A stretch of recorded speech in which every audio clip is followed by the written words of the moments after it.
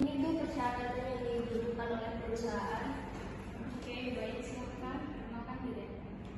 Baik, perkenalkan nama saya Inneke Chandrawati. Saya lulusan S1 Pengelolaan Agribisnis dari Politeknik Negeri Lampung. Saya memiliki 1 tahun pengalaman kerja sebagai supervisor pertanian di Koperasi Tani Lokal Yogyakarta.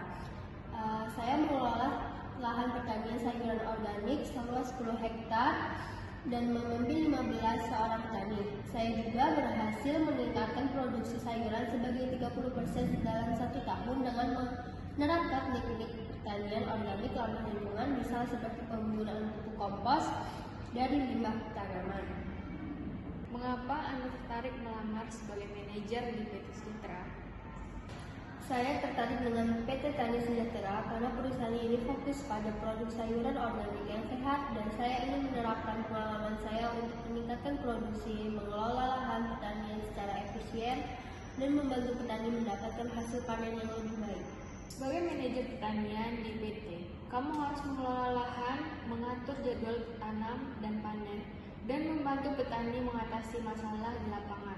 Ceritakan contoh saat kamu mengatasi masalah gagal panen di tempat kerja kamu sebelumnya. Tahun lalu, saya mengalami serangan hama ulat berayak yang mengganggu tanaman selada, membuat produksi turun 20% dalam 1 bulan. Saya melakukan langkah yang pertama, adakan rapat dengan tim petani untuk mengidentifikasi penyebab hama muncul karena kurangnya perawatan. Kemudian saya menerapkan teknik pengendalian hama alami, menanam penolak hama seperti contohnya bawang merah. Kemudian saya juga mengatur jadwal penyiraman dan pemupukan secara teratur menggunakan pupuk kompos dari limbah tanaman lahan. Kemudian hasilnya serangan hama berhenti dalam 2 minggu, produksi selada kembali normal dalam 1 bulan dan tidak ada kerusakan penanaman lagi dalam 6 bulan.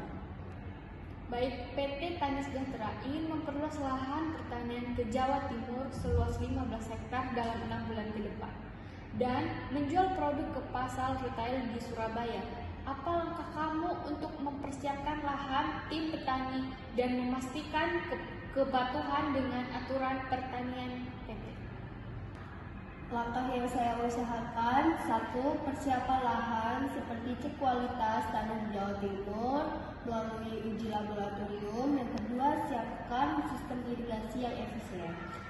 Kemudian persiapan tim petani itu seperti rekrut petani lokal Jawa Timur yang sudah memiliki pengalaman pertanian organik. Kemudian pindahkan 4 petani berpengalaman dari lahan lama untuk memimpin tim baru. Berikutnya, berikan pelatihan teknik pertanian organik yang digunakan PT Tani Sejahtera. Kemudian untuk kebutuhan kepatuhan PT, kerjasama dengan tim hukum PT untuk mengurus izin lahan pertanian dan izin penjualan produk organik di Jawa Timur. Kemudian memastikan petani mematuhi standar pertanian organik.